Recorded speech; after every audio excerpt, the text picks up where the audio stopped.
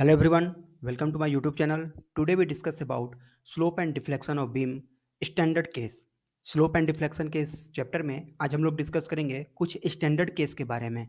मतलब इससे पहले हम दो वीडियो बना चुके हैं इस पर, एक मैकुले मेथड और दूसरा डबल इंटीग्रेशन मेथड का, जो कि स्लोप एंड डिफ्लेक्शन को फाइंड करने का मेथड होता है। तो उस पर हम लोग डिस्कस कर चुके हैं कि कैसे हम लोग उसको फाइंड आउट करेंगे। आज के वीडियो में हम लोग डिस्कस करेंगे स्टैंडर्ड केस के बारे में, यानी कि फॉर्मूला बेस्ड क्वेश्चन के बारे में, कि ऐसा डाटा दिया रहेगा जो डायरेक्टली आप स्लोप का और डिफ्लेक्शन का फॉर्मूला वहां पुट कीजिए और आंसर आपके सामने रहेगा। ठीक है, तो आज का जो क्लास होगा वो फॉर्मूला बेस्ड क्वेश्चन का होगा। तो चैनल वीडियो स्टार्ट करने से पहले अगर आप चैनल पर नए हैं तो चैनल को जरूर सब्सक्राइब कर लें और वीडियो अच्छी लगे तो लाइक और शेयर जरूर करेंगे।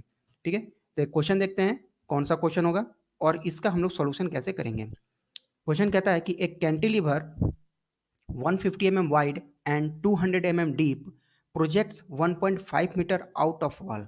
मतलब एक कैंटिलीवर बीम है जो जिसका विड्थ दे दिया है बीम का 200 mm का, एंड 150 mm का विड्थ है और 200 mm का उसका डेप्थ है, जो कि 1.5 मीटर वॉल से आउटसाइड में है। यानी कि कोई एक कैंटिलीवर बीम होगा जो कि फिक्स एंड से, ठीक है, जो कि फिक्स एंड से वॉल से 1.5 मीटर का डिस्टेंस पर है, and carries a point load of 40 kilonewton at a distance 1 metre from the fix end. यानी कि टोटल डिस्टेंस इसका 1.5 मीटर का है। ठीक है, टोटल डिस्टेंस इसका 1.5 मीटर का है और यहाँ से फिक्स एंड से 1 मीटर की दूरी पर, मानते हैं ये 1 मीटर होगा, और यहाँ से एक पॉइंट लोड है 40 किलो न्यूटन का। तो कहता है कि डिफ्लेक्शन और स्लोप फाइंड करें कैंटिलीवर के फ्री एंड पर। यानी कि इस पॉइंट पे अगर हम नाम करें ए, इसको नाम लिख देते हैं बी और सी, तब बी पर कितना स्लोप होगा इस लोड के लगाए जाने से। लोड लगेगा तो बीम का डिफ्लेक्शन कैसे होगा, देखिए बीम कुछ इस तरह से डिफ्लेक्ट कर जाएगा। ठीक है, तो यहाँ बी पर डिफ्लेक्शन कितना हुआ तो ये हमारा वैल्यू हो जाएगा डिफ्लेक्शन का। स्लोप कितना हुआ तो यहाँ से आप वैल्यू मिल लीजिए स्लोप का। ठीक है, यहाँ से वैल्यू आ जाएगा आपका स्लोप का। तो कितना स्लोप होगा कितना डिफ्लेक्शन होगा ये वैल्यू को कैलकुलेट करना पड़ेगा। तो हमने स्टैंडर्ड केस इसलिए कहा कि ये जो क्वेश्चन के इस टाइप का जो क्वेश्चन है डायरेक्टली फॉर्मूला बेस्ड क्वेश्चन है। इसके लिए आपको फॉर्मूला लगाना है और वहां से डायरेक्टली ये सॉल्व हो जाने हैं। इसमें कोई आपको सेक्शन मानने की जरूरत नहीं है और इतना 2 बार इंटीग्रेट करने की जरूरत नहीं पड़ेगी। अगर आप चाहते तो इस तरह से भी इसको सॉल्व कर सकते हैं, आंसर आपका बिल्कुल सेम आएगा। ठीक है, तो सबसे पहले एक कैंटिलीवर बीम बनाते हैं। अकॉर्डिंग टू गिवन इन्फॉर्मेशन हमने वो बीम बना लिया।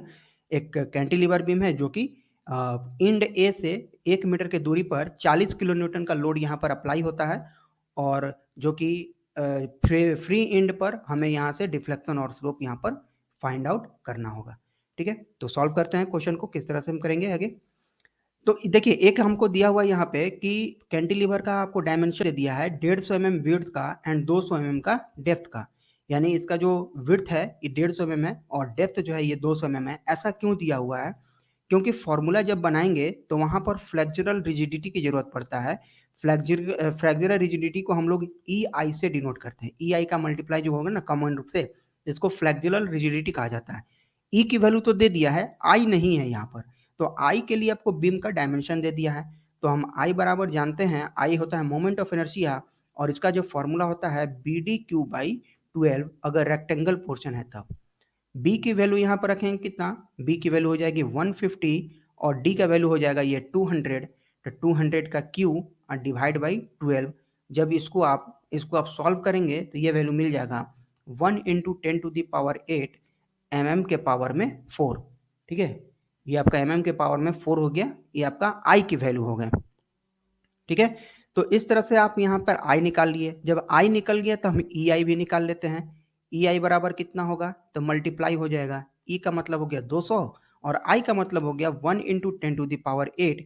ई का जो यूनिट था ये था kilo newton m m square पर एम एम स्क्वायर, और आपका आई की वैल्यू था एम एम के पावर में 4 का।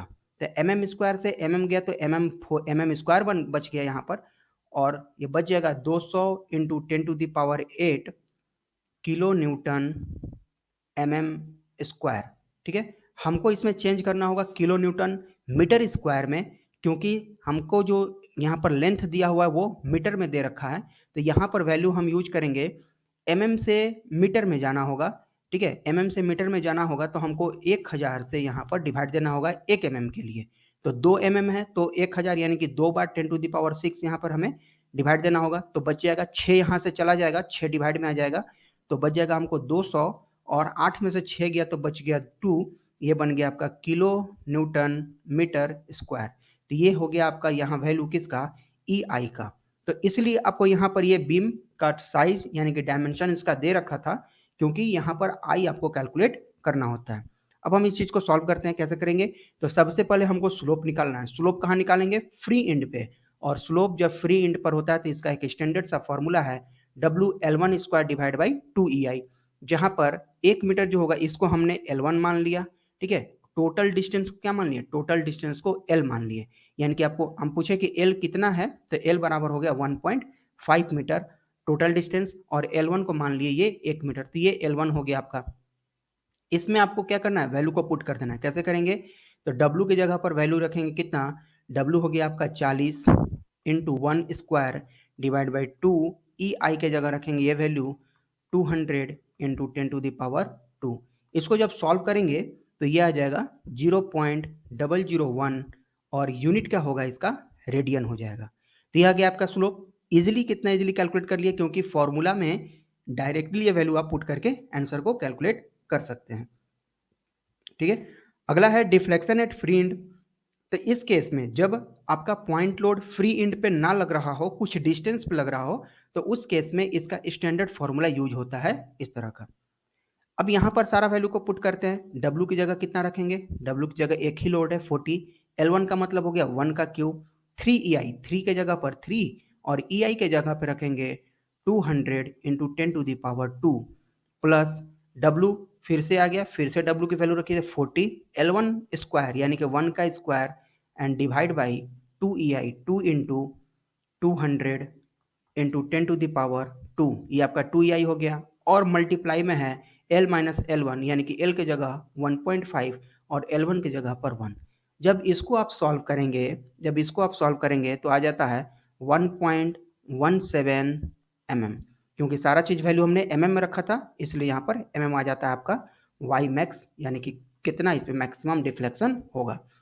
तो इस तरह से आप इस क्वेश्चन का सॉल्यूशन कर सकते हैं, लेकिन ध्यान रहे आपको तभी ये आप यूज कर पाएंगे फॉर्मूला जब आपको ये वैल्यू आपको याद हो, ठीक है, और स्टैंडर्ड केस का पता हो। तो टोटल इसका 8 से 10 स्टैंडर्ड केस बनते हैं, यूवीएल, यूडीएल और पॉइंट लोड तीनों मिला करके, ठीक है। उस पर भी मैं एक वीडियो बना दूंगा जिसमें सारा स्टैंडर्ड केस वहीं पर रहेगा। तो इस तरह से आप इस क्वेश्चन को सॉल्व कर सकते हैं। उम्मीद है आपको ये सॉल्यूशन समझ में आया होगा। अगर आपको कहीं भी इसमें प्रॉब्लम अगर महसूस होता है कि अगर नहीं समझ में आ रहा हो, तो आप हमें कॉल कर सकते हैं या फिर हमें व्हाट्सएप पे मैसेज करके अपना सॉल्यूशन, अपना जो भी आपका डाउट है उसको क्लियर कर सकते हैं, ठीक है। एक और क्वेश्चन देखते हैं कि कैसे इसको सॉल्व करेंगे। एक क्वेश्चन कहता है कि for a cantilever of span 3 metre. देखिए मैं जानबूझ के कैंटिलीवर का क्वेश्चन करा रहा हूँ, क्योंकि कैंटिलीवर थोड़ा सा चैलेंजिंग लगता है, देखने में थोड़ा सा चैलेंजिंग लगता है, तो बहुत स्टूडेंट को डर लगता है कैंटिलीवर के नाम से ही, तो इसलिए हम कोशिश करते हैं कैंटिलीवर का ज़्यादा क्वेश्चन हम कराएं यहाँ पर। For a cantilever of span 3 metre carrying a point load W, यानी कि इस केस में क्या कहा कि एक कैंटिलीवर है जिसका स्पैन 3 मीटर का है, टोटल स्पैन 3 मीटर का है, carrying a point load W at the free end पर W लोड कैरी कर रहा है ये।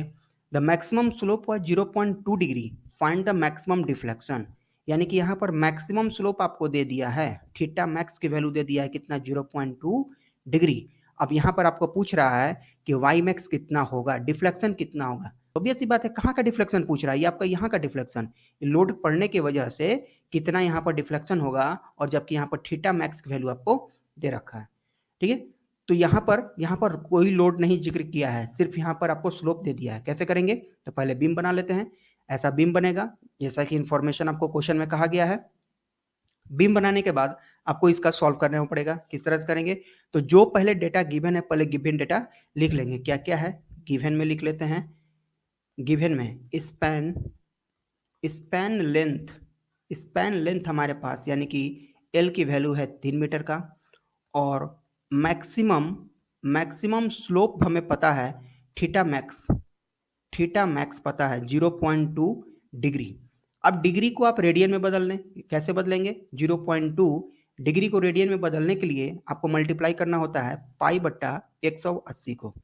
जब इसको सॉल्व करेंगे तो आपके पास वैल्यू मिलेगा 3.49 इंटू 10⁻³ रेडियन। ठीक है, इसको जब आप सॉल्व करेंगे तो आपको ये वैल्यू मिल जाएगा, जो 3.49 10⁻³ रेडियन। अब आपको जो कहा है उसके अकॉर्डिंग आप सॉल्व कीजिए। तो पहले आपको स्लोप कहा है, तो स्लोप का फॉर्मूला हम जानते हैं क्या होता है, WL² in case of cantilever के लिए। ठीक है, तब इसमें आपको यही वैल्यू लिख देना है। देखिए स्लोप के लिए हमें स्लोप का वैल्यू पता है QB, यानी कि इसको हम इस तरह से यूज कर सकते हैं, 3.49 इंटू 10⁻³ बराबर ये किसकी वैल्यू हो गई, WL1² बट्टा में 2EI। ठीक है, इसकी वैल्यू आ गई। अब हमसे पूछा क्या है, पूछा है हमको डिफ्लेक्शन निकालिए। तो डिफ्लेक्शन इस केस में, इसी ये भी स्टैंडर्ड केस का ही केस है, स्टैंडर्ड केस का फॉर्मूला है। ठीक है, इसमें इस केस में डिफ्लेक्शन का फॉर्मूला WL1³ बट्टा में 3EI होता है, जहां पर L1 यहाँ पर क्या रहेगा, L1 यानी कि ये 3 मीटर ही रहेगा, L लिखे चाहे L1 लिखे, यहाँ पर ये बात बराबर ही है। तो हमारे पास WL1² का वैल्यू है और हमसे पूछा है इसकी वैल्यू कितनी होगी। तो ध्यान से देखेंगे कि हम WL1³ को क्या इस तरह से लिख सकते हैं, WL1² इंटू L1 हो गया, और नीचे 3EI है, हमें जरूरत कितना का है, 2EI का।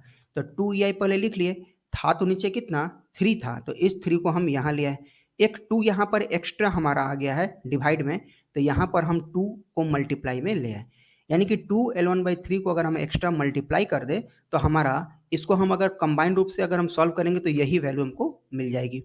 ठीक है, तो हमने ऐसा क्यों बनाया, क्योंकि हमको WL1²/2EI हमें वैल्यू बनाना था। अब इसकी वैल्यू आपको डायरेक्टली यहाँ गिवन है, 3.49 इंटू 10⁻³ और 2L1, तो 2L1 की जगह कितना है, तो 3 मीटर है और डिवाइड बाई 3 है, यानी 3 से 3 कैंसिल आउट हो जाता है और इसका 2 से मल्टीप्लाई हो जाएगा, तो क्या बचेगा 6.98 यूनिट क्या होगा, तो mm। ये हो गया आपका y मैक्स, मैक्सिमम डिफ्लेक्शन कितना होगा जब स्लोप 0.2 डिग्री होगा in case of cantilever when W kilonewton is acted eight the free and. ठीक है, तो इस केस में इस तरह से हम इसका यूटिलाइज करेंगे फॉर्मूले का और सॉल्यूशन हम लोग इजीली कर सकते हैं। तो उम्मीद है आपको ये क्वेश्चन समझ में आया होगा। ठीक है, तो आज के क्लास में इतना ही, मिलते हैं अपने नेक्स्ट क्लास में कुछ नए टॉपिक के साथ। और वीडियो अच्छी लगे तो लाइक और शेयर जरूर करें, चैनल पर अगर नए हैं तो चैनल को सब्सक्राइब करें। Thank you.